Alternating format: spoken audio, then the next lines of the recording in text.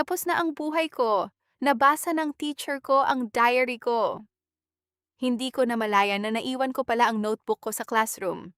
Akala ko ordinary notebook lang yon, pero sa likod pala nakasulat lahat ng sikreto ko. Yung crush ko, mga insecurities ko, pati yung mga gabing umiiyak ako dahil feeling ko wala akong kwenta. Kinabukasan, pinatawag ako ng advisor namin. Kinakabahan ako habang papunta sa faculty room. Sabi ko sa sarili ko, patay, alam na niya lahat. Pagpasok ko, hawak niya yung notebook. Ngumiti siya at sinabing, "Huwag kang mag-alala, hindi ko ikukwento kahit kanino." Tahimik lang ako.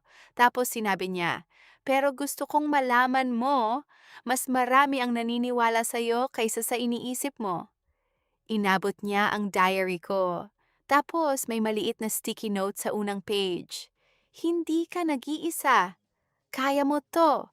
Paglabas ko ng faculty room, gumaan yung pakiramdam ko. Minsan akala natin nakakahiya kapag may nakakaalam ng pinagdadaanan natin. Pero minsan din, isang taong marunong makinig lang pala ang kailangan natin para muling maniwala sa sarili.